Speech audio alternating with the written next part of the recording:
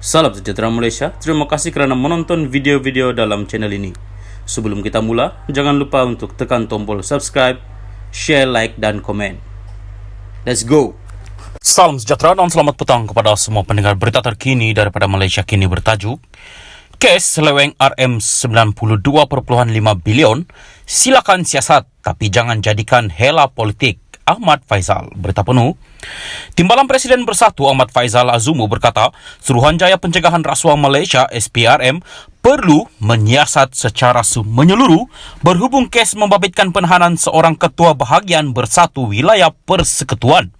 Ini berlaku selepas Ketua Pesuruhjaya SPRM Azam Baki mengesahkan penahanan seorang lelaki berusia 42 tahun berhubung dakwaan penyelewengan RM92.5 bilion yang diperuntukkan untuk pakej rangsangan ketika pandemik COVID-19 sewaktu pentadbiran terdahulu. Menurut laporan The Star, Ahmad Faizal berkata dia berasa pelik mengapa kes itu dikaitkan dengan parti dan presidennya. Ya, siasat kes itu, tetapi ia tidak sepatutnya menjadi hela politik untuk memburukkan pentadbiran terdahulu. Terdapat ramai ahli parti yang rapat dengan presiden termasuk saya sendiri. Saya percaya presiden parti tidak melakukan kesalahan. Namun, biarlah SPRM menyiasat kes itu, katanya. Pakej rangsangan itu digunakan di bawah Kerajaan Perikatan Nasional PN yang mengambil ahli kerajaan ketika COVID-19 sedang melanda negara. Difahamkan lelaki yang ditahan itu mempunyai kaitan dengan kepimpinan Bersatu. Mengulas lanjut, Ahmad Faizal berkata dia juga sentiasa mendapat peluang untuk menerima projek namun ia tidak berlaku. Saya tidak pernah mendapat sebarang projek, tambahnya.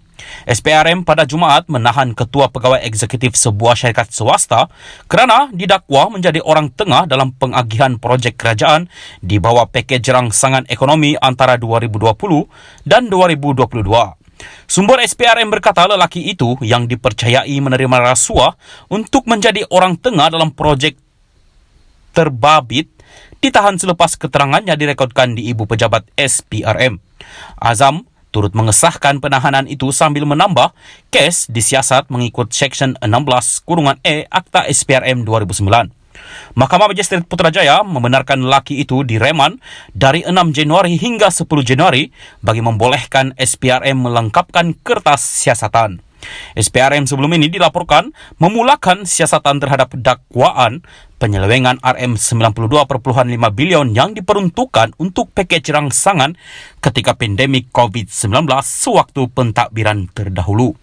SPRM dalam kenyataan sebelum ini berkata, Kementerian Keuangan sudah memberikan perincian dana berkenaan di bawah pakej rangsangan ekonomi pada 2020 dan 2021 berkaitan pengurusan COVID-19. SPRM berkata sebanyak RM530 bilion diperuntukkan dan daripada jumlah itu, RM92.5 bilion adalah membabitkan dana kerajaan manakala RM437.5 bilion bukan dana kerajaan. SPRM juga dilaporkan akan memanggil bekas Perdana Menteri dan Presiden Bersatu Muhyiddin Yassin dan 2 bekas menteri untuk membantu siasatan itu. Sekian berita, salam perpaduan. Salam sejahtera dan selamat petang. Salam perpaduan kepada semua pendengar berita seterusnya dipetik dari Malaysia Kini bertajuk KDM dakwa Haji G tiada lagi majoriti. PH Nafi ada buat pusingan you. Berita penuh. 3 adun dari Parti Kesejahteraan Demokratik Masyarakat KDM berpandangan pengurusi Gabungan Rakyat Sabah GRS Haji Jinor tidak lagi mempunyai sokongan majoriti sebagai Ketua Menteri. Presiden KDM Peter Anthony berkata Perlembagaan Negeri Sabah menggariskan bahawa Ketua Menteri sebagai Ketua Parti perlu mendapat sokongan majoriti dalam DUN Sabah.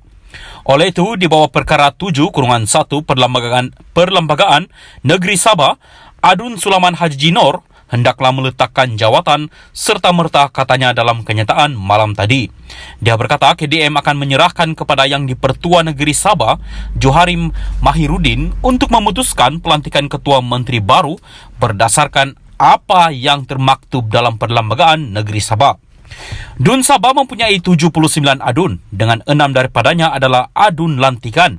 Dengan langkah KDM itu serta UMNO dan BN Sabah yang menarik sokongan terhadap Haji G malam tadi, Kerajaan Sabah kini mempunyai sokongan 38 adun, iaitu 29 daripada JRS, 7 daripada PH dan masing-masing seorang adun bebas dan Parti Harapan Rakyat Sabah. Sekurang-kurangnya 40 kerusi diperlukan untuk mencapai majoriti muda, manakala BN memiliki 18 kerusi, KDM 3 kerusi dan PAS 1 kerusi. Pengurusi BN Sabah Bung Mokhtar Radin malam tadi mengumumkan pihaknya menarik balik sokongan terhadap Haji G sebagai Ketua Menteri, sekaligus menarik diri daripada kerajaan negeri. Bung Mokhtar berkata keputusan itu dibuat selepas mesyuarat bersama adun dari gabungan itu. Dia juga mendakwa Haji G melanggar persefahaman dengan BN Sabah yang diadakan ketika gabungan itu memberi sokongan kepadanya selepas pilihan raya negeri. Ini jelas di mana Haji G telah melanggar persefahaman tersebut, di mana hari ini dia mengeluarkan surat penamatan jawatan Saleh Keruak selaku pengurusi khazanah nasional. Haji G juga menggugut kita dengan reshuffle rombakan kabinet tanpa berbincang dan tanpa berunding, kata Bung. Dia bagaimanapun mengakui ada 5 adun dari BN yang masih memberi sokongan kepada Haji G. Sementara itu, 7 adun PH Sabah melahirkan rasa kesal dengan laporan berita The Star yang bertajuk Pakatan Last Minute U-Turn. Dalam kenyataan bersama, mereka berkata sumber itu membuat dakwaan tidak benar dan menyiarkan kandungan berbaur fitnah dengan tujuan memburukkan nama PH Sabah. PH Sabah tidak pernah setuju ataupun memberi sokongan kepada mana-mana pihak bagi menjalankan gerakan untuk menubuh sebuah kerajaan baru melalui pintu belakang. PH Sabah juga mengambil pendirian untuk mengutamakan kestabilan politik, ekonomi dan kebajikan rakyat Sabah, bukan jawatan dan kuasa, kata mereka. Sekian berita, salam perpaduan.